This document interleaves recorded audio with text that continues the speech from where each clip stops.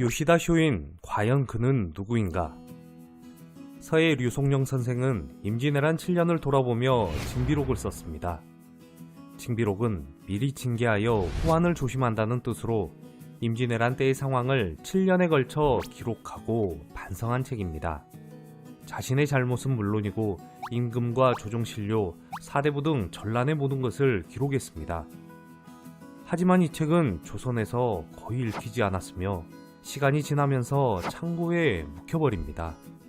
그렇게 잠자고 있던 징비록은 아이러니하게도 외교사절로 조선을 찾은 한 일본 관리에 의해 일본으로 건너간 뒤 베스트셀러가 되었습니다. 임진왜란이 끝난 뒤 우리는 일본의 분노나 중후심만 표출할 뿐 징비록을 읽고 반성하는 등의 노력은 게을리했습니다. 그 후 300년 뒤 또다시 조선은 일본의 침략을 받아 36년간 식민지에 놓이게 됩니다. 분노라는 감정의 돌풍으로 인해 있는 그대로 보는 노력을 소홀히 한 결과입니다.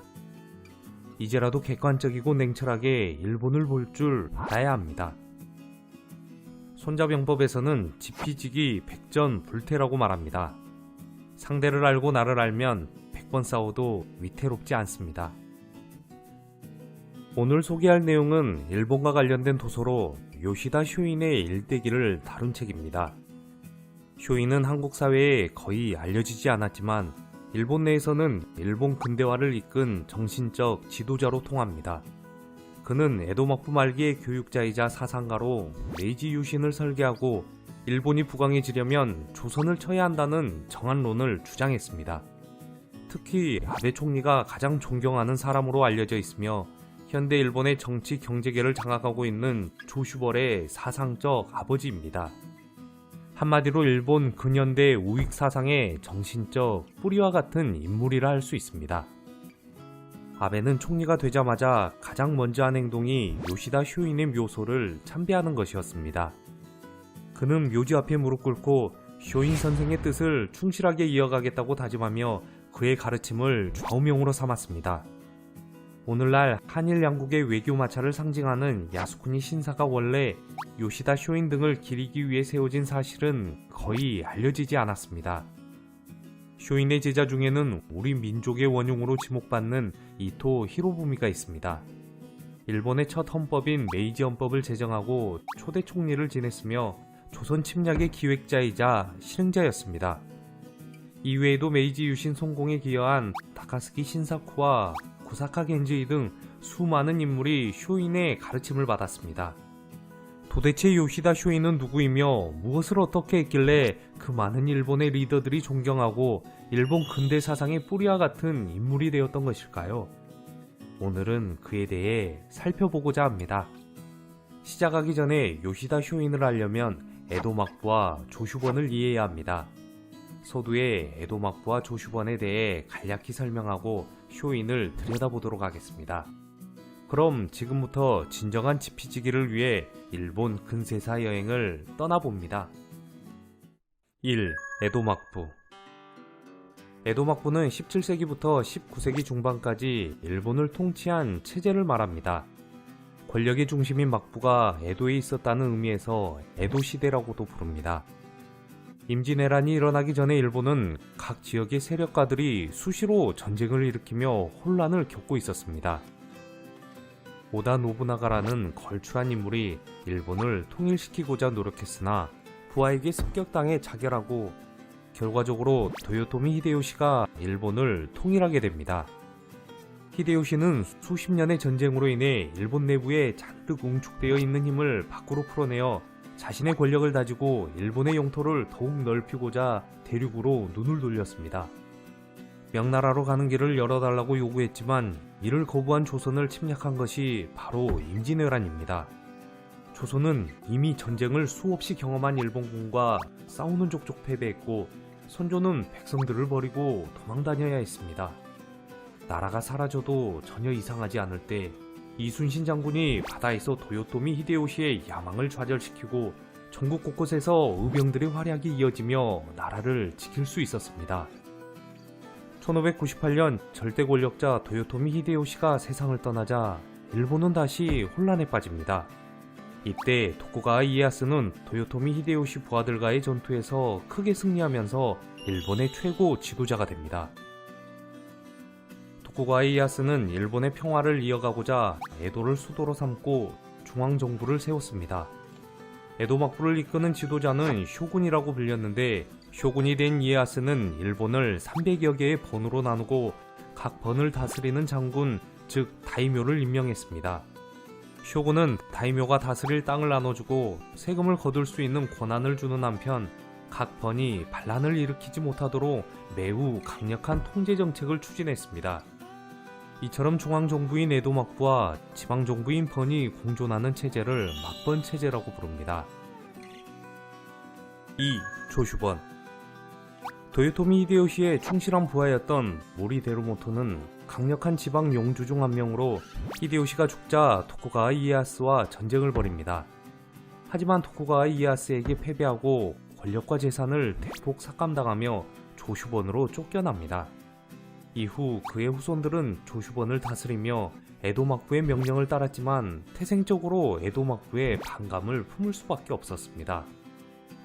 조슈번은 지금의 야마구치 현 일대를 영지로 삼은 번으로 메이지 유신을 성공시킨 발원지이자 천황을 받들고 서양 세력을 물리치자는 존왕양이 사상을 바탕으로 젊은 사무라이들을 움직이게 한 곳입니다. 그리고 그들에게 크게 영향을 준 강력한 지도자가 바로 이 지역 출신 요시다 쇼인입니다. 한편 메이지 유신을 주도했던 인물의 절반 이상이 조슈번 출신입니다. 메이지 유신은 조슈번과 사스마번 등이 중심이 돼 도쿠가와 막부를 무너뜨리고 천황 중심의 근대국가 개혁을 했던 일련의 과정을 말합니다. 3. 일본의 근현대. 에도 막부는 200년 넘게 일본을 평화롭게 이끌었지만 상공업이 발달하면서 신분제도가 무너지고 지배계층인 사무라이들이 빈곤에 시달리면서 점차 사회가 혼란스러워지기 시작합니다. 1853년 페리 제독이 이끈 미국 군함대첩이 도쿄 앞바다의 모습을 드러내면서 일본의 근대는 시작됩니다. 선체를 검게 칠해 흑선으로 불렸는데 흑선 출현은 일본 사회에 위기의식을 불러일으켰습니다. 일본 내부는 에도 막부를 도와 위기를 극복해야 한다는 세력과 에도 막부를 없애고 천황을 중심으로 뭉쳐야 한다는 세력으로 분열됐습니다. 유혈 사태와 몇 차례의 전쟁 끝에 에도 막부가 물러나고 천황이 전면에 등장합니다. 이후 천황의 권위를 활용한 세력이 강력하게 추진한 개혁 개방 정책, 즉 메이지 유신이 성공하면서 일본은 서구 열강과 어깨를 나란히 하는 제국으로 성장합니다. 제국으로서 식민지 팽창 정책을 추진하던 일본은 청일전쟁, 러일전쟁을 승리로 이끌면서 아시아에서 더 이상 일본을 견제할 수 있는 국가가 없어졌습니다. 일본은 조선과 만주 등을 식민지로 삼고 더욱 몸집을 불렸습니다. 1940년대에는 더욱 과격해진 사상으로 통치한 결과 미국의 진주만을 기습적으로 공격하며 태평양 전쟁을 일으킵니다. 이후 필리핀, 호주 등을 침략하지만 점점 궁지에 몰리는 가운데 미국이 히로시마와 나가사키에 두 발의 폭탄을 투하하자 무조건 항복을 선언하게 됩니다. 비록 일본 제국주의는 실패하긴 했지만 요시다 쇼인의 국수주의 사상은 사후 그의 제자들에 의해 완벽히 현실화되었다고 볼 수 있습니다. 4. 요시다 쇼인. 일본 메이지 유신의 정신적 지주로 꼽히는 요시다 쇼인은 1830년 조슈번 하급 사무라이의 아들로 태어났습니다. 총명했던 그는 11살 때 군사학의 일종인 무교전설을, 15살 때는 손자병법을 똑소리나게 강의해 주변 사람들을 놀라게 했습니다. 성인이 되어서는 지적 허기를 느끼게 되고 더 넓은 세상을 공부하기 위해 여행을 떠납니다. 20대 초반 3년 반 동안 1만 3천리에 걸쳐 일본 각지를 돌아다니며 각 지역의 풍습과 지형 등을 살핍니다. 다양한 학자들을 만나 함께 책 읽고 토론하며 시야를 확장시킬 수 있었습니다. 한편 1853년 해외 열강들의 개항 압박을 목격하면서 제국주의에 눈을 뜨게 됩니다. 열강을 직접 경험하겠다며 페리 제독에게 직접 편지를 쓰기도 합니다. 책을 통해 미국의 문물을 알게 되었고 직접 가보고 싶었지만 일본의 법률이 엄격해 해외에 나갈 수가 없습니다. 배 안에서 무슨 일이든지 할 테니 함께 데려가 주십시오. 하지만 페리 제독의 거절로 인해 실패하고 결국 옥살이를 합니다. 쇼이는 감옥에 갇혀서도 일본의 미래를 걱정했고 고뇌를 달래기 위해 닥치는 대로 책을 읽었습니다. 또한 죄수들을 상대로 맹자를 강의하기도 했습니다. 그가 강의를 하자 사람들은 빠져들었고 심지어 강의를 듣기 위해 감옥에 찾아오는 사람도 있었습니다. 그는 감옥에서 서양을 물리치기 위해서는 먼저 서양을 알고 배워야 한다는 내용의 유수록을 썼습니다. 이 유수록에는 조선을 정벌해야 한다는 정한론의 주장이 담겨 있습니다. 쿠남과 포대를 서둘러 갖추고 즉시 홋카이도를 개척하고 캄차카와 오츠쿠를 빼앗고 조선을 정벌해 원래 일본의 영토를 되찾아야 한다. 북쪽으로는 만주를 얻고 남쪽으로는 대만과 필리핀 제도를 확보해 진취적인 기세를 드러내야 한다. 무역에서 러시아와 미국에게 입은 손해는 조선과 만주의 토지로 보상받아야 한다. 쇼이는 30세의 젊은 나이에 사형을 당합니다. 조낭양이파를 단속하는 막부에 대해 분노하며 대표적인 막부 관료 마나베 아키카츠를 암살하고자 했지만 발각되어 사형에 처해진 것입니다. 그는 감옥에 수감되기 직전 문화생을 모아 다음과 같은 말을 남깁니다.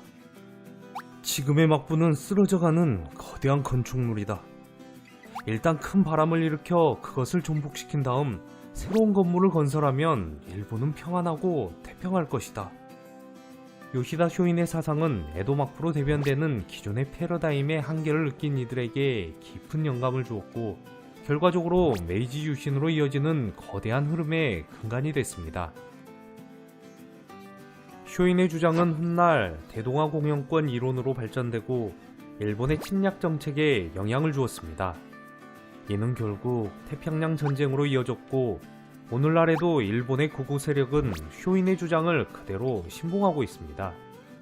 쇼인은 죽었지만 160여 년이 된 지금까지도 그의 목소리는 일본 곳곳에서 메아리쳐 울리고 있습니다. 역사는 묘하게 이어져 2019년 오늘날에도 아베 신조로 대표되는 우익 세력에 의해 요시다 쇼인은 재생산되고 있습니다. 일본은 여전히 오타메 고카시라는 폭력의 고리에서 벗어나지 못하고 있습니다. 우리는 이제껏 보고 싶은 것만 보고 듣고 싶은 것만 들으려 한 것 아닌지 진지하게 되돌아봐야 합니다. 일본이 류송룡 선생의 징비록을 살펴보았듯이 우리도 요시다 쇼인의 유수록을 들여다봐야 합니다. 지피지기를 철저히 하지 않고 아집에 머무른다면 또다시 외세의 개입에 농락당할 것입니다. 감사합니다. 부골님이었습니다.